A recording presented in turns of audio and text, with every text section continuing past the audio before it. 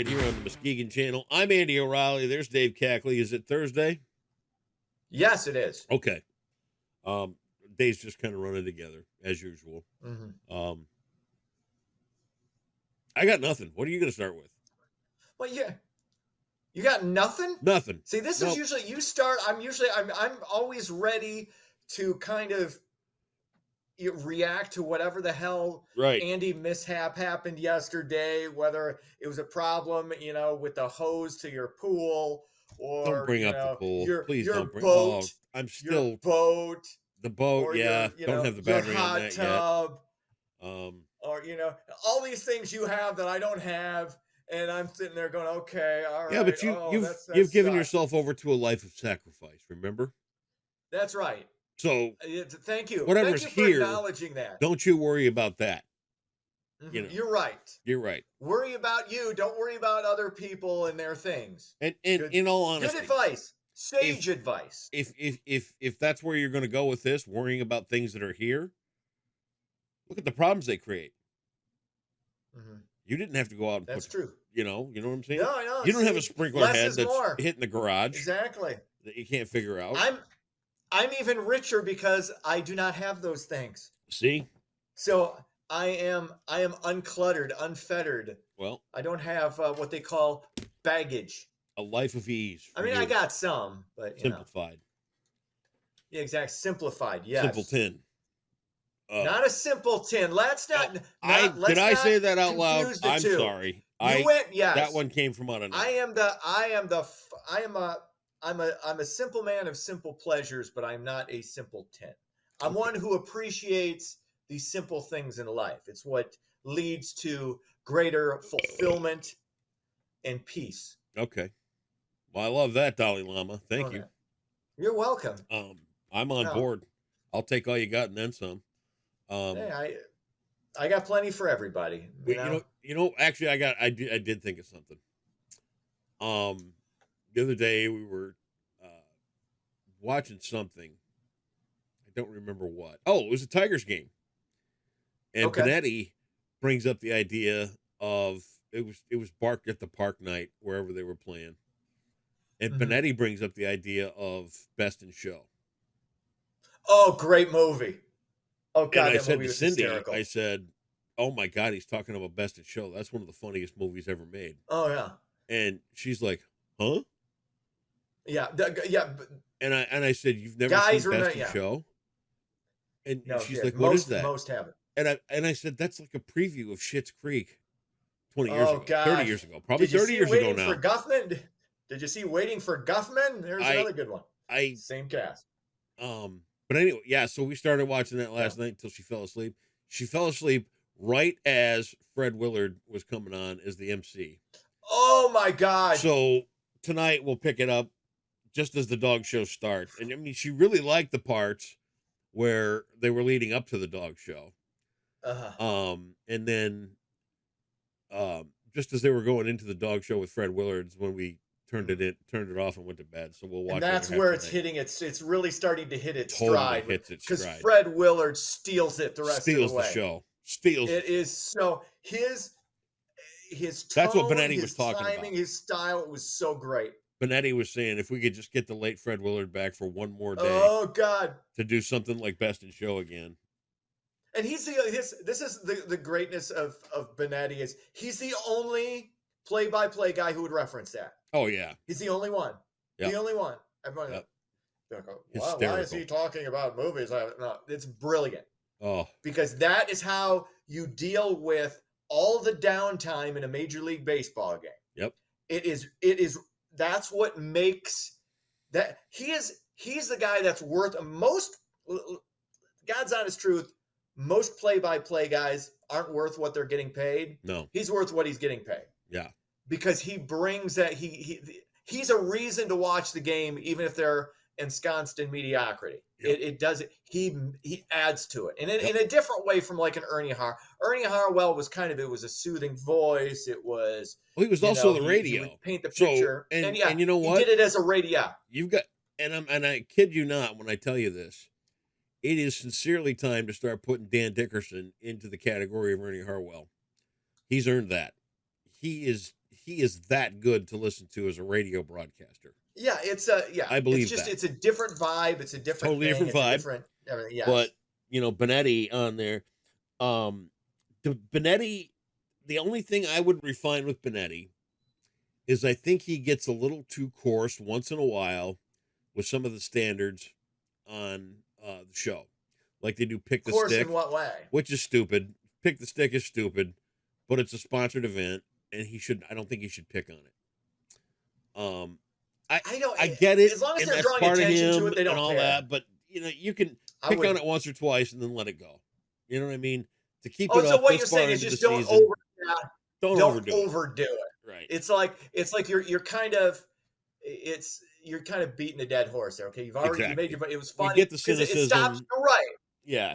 It starts to be less funny. Yeah. After a And while, you it don't just want to kind of get you also don't want to get too cute right. with it too. That's the thing.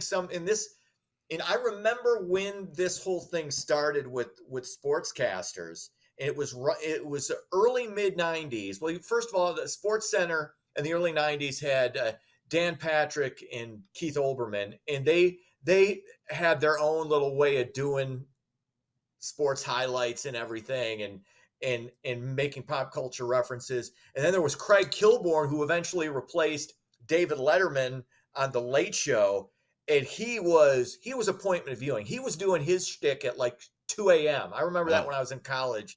I would get excited, like, oh God, Kilborn's coming, because he'd just make these insane references to movies and TV shows and pop culture, and he did it with a smirk. He was what's the definition of what it's God, what is it's not quirky, it's there's a word, not off the cuff, smarmy. It's not smarm, it's cynical. God, it's not cynical. God, this sucks. I hate knowing what the word is and not being able to come up with grasp it. All right. I can't come up with the word right now. Anyway, he's that. Snarky. He's the definition. Snark. Boom. It's and he gave you. He was the first snarky sportscaster who gave you that, and like he would do hockey highlights, and hockey's our friend this year. Like he wasn't a big hockey guy, right. Even though he's from Minnesota, but he would make references to kind of the fact that they weren't covering a lot of hockey at the time. Right. So but we are now. Anyway, was just that's where it started, and then other guys would kind of like pick up on that, and they would make almost the whole show about just being goofy and weird. Right. It's like, that becomes a bit much. You want it to where it accentuates it. You don't want it to just completely drown out the rest of the sportscast. It's just it's off-putting. All right. Well, anyway, that being said, let's we'll look forward to the second half of Best in Show tonight, and oh, nice. We'll see if you can stay awake for 15 minutes. God, I wish I hadn't seen that yet, so I could watch it again for the first time. That's that was so good. Hey, and I'll tell you what. All right, let's get into it. $4.99. $4.99 on Prime. I'll pay that for a night's entertainment. Well, sometimes it usually ends up just being part of the whole thing anyway, and you don't have to pay the additional $4.99. No, this time it was $4.99. It's not money that's not well spent. There you go. That's a well spent Finsky, so to speak. All right, let's do this. The Pentagon claims Russia launched what is likely a counter space weapon last week. Russian satellite was deployed into the same orbit as a U.S. government satellite. Officials would not say whether the U.S. knew of this launch in advance. It's also similar to previous counter space payloads that the Russians launched back in 2019 and 2022. It could be something or it could be nothing. Okay. I'm gonna lean towards it's probably nothing, but always something to keep an eye on. Well, anyway, I'm not gonna lean that way. Satellites out there. I think that there's the amount of covert stuff that's been going on has just been off the hook. I think it continues to be leaked and seen. I mean, Tic Tac Craft and all that kind of stuff. I was actually speaking to a pilot last night for one of the major airlines who was a military pilot. And he said that in his military career, he never saw anything that couldn't be identified. But as a civilian pilot working for an airline, he's seen craft flying that he could not identify the light pattern of or their motion. So, all right. And then he was also talking about this theory, quote unquote, of torpedoes that are going to be supersonic underwater. Okay, because they're going to float along in a bubble. And as we're sitting there having the conversation, I looked at him and I go, "What about these Tic Tac craft that move that fast already?" Yeah. I'm like, "Dude, they're already there. If the theory that they're coming out and they fly along in a bubble underwater, so they could get to hypersonic speed under the water, and we're seeing them in that. Put 1 and 2 together, they're already there. So to think that Russia launched another anti-space missile, that's a no-brainer. Yeah, it's just, and again, it's one of those. Is it a foreign government, or is it something otherworldly? It's just to keep you guessing. I don't know. It's not otherworldly. It probably isn't. I don't know. Here's the thing. If what's his name? Element 115. I know. You know who I'm talking about? Yeah, I know exactly. Yes, the guy that worked at Los Alamos in he named Element 115 30 years before it was actually put on the periodic table. Okay. That should settle any arguments about, are there secrets? Yeah, there are secrets, obviously. We're never going to know even close to everything, and people who are in it don't know everything. No, it's all compartmentalized. They know just this much of a little piece of what they're doing, and then somebody puts it all together. And it's just too easy to go down any one of these rabbit holes. You can make yourself nuts doing it, because it's not that far. Because things we used to think were far-fetched aren't that far-fetched anymore. No, they're not. So it's like, okay, this new thing is whatever it is. What else is happening? If you like a little meth with your fruit, look to California. U.S. Customs discovered more than 14,000 packages of meth inside a shipment of squash earlier this week, and near the southern border. The drugs had an estimated street value of over $18 million. Nice to finally do another meth story. What a perfect combination. Nice soft squash when your teeth all fall out. There you go. Put a little butter on it. Maybe some brown sugar. And Bob Lazar there you go. Is the guy that named Bob Lazar. Yes. Element 115. Oh, God. What else is going on? A second person in the U.S. has been infected with the bird flu. The case was identified in a Michigan farm worker who had regular exposure to already infected livestock. Officials say the worker has already recovered, and the risk to the public remains low. So, there you go. There you go. Stay away from birds. Yeah. Sports. Tigers lose again, 8-3. They can't win at home. They're okay on the road. They're 500 on the road. I don't think they were at home last night. I was looking at their. I think they were. I think they were in Kansas But I know City. this.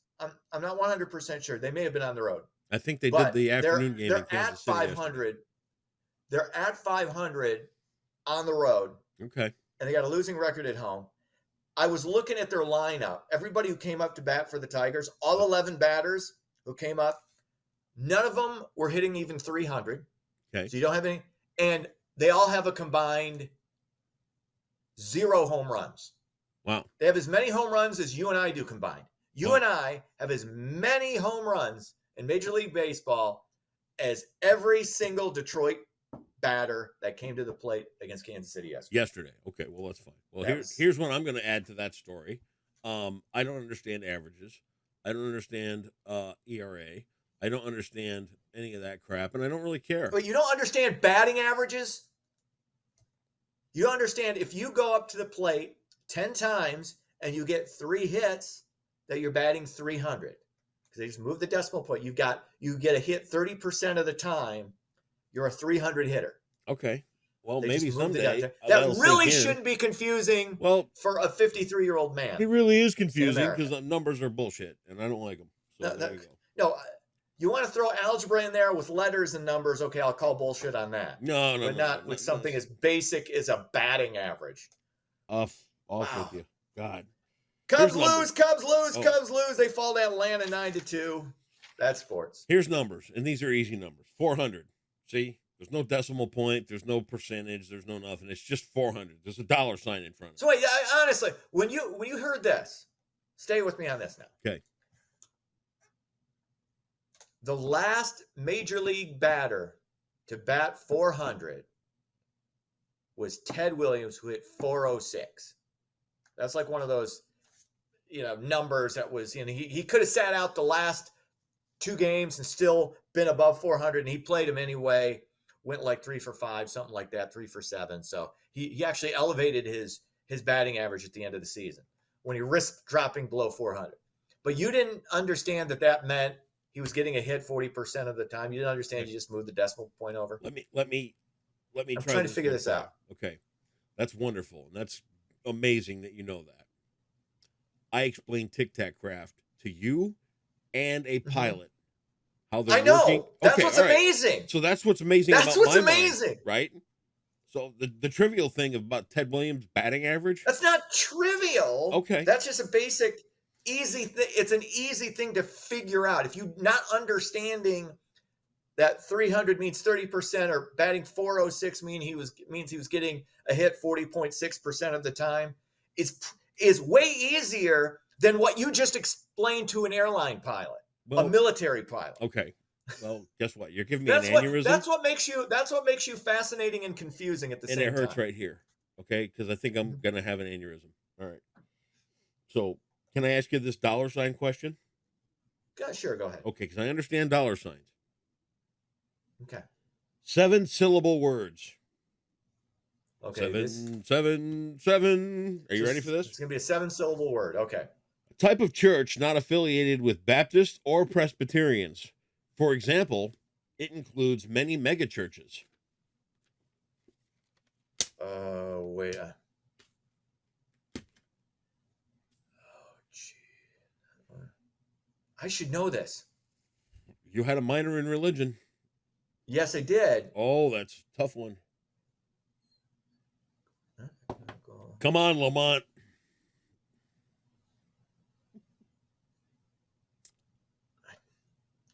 It's got to be 7 syllables, and I'm not coming up with 7 syllables.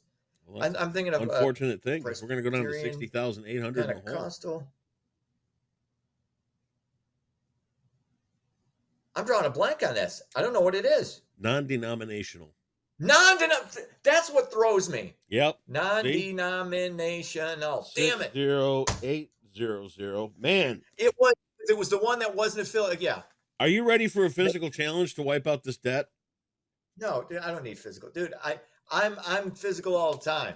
I don't mean that kind of physical challenge. I don't I even mean want to something be along the outdoors. line of I am. send you through a spanking machine, or maybe have the bird chase you again along the river or something. I don't know. Oh God, I'm still having nightmares about that. And that was send you out to sell some vacuums a decade ago. Maybe that'd be another good one. Stop! Don't.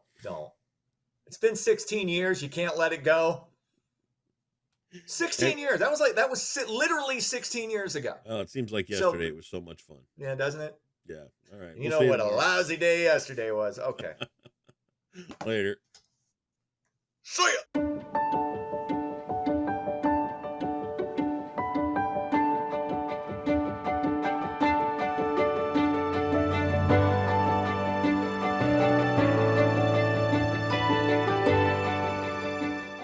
Happy Thursday, Muskegon. Today will be another warm and dry day, but we are looking at some rain coming in for this holiday weekend, so let's take a look at your forecast brought to you by Trinity Health.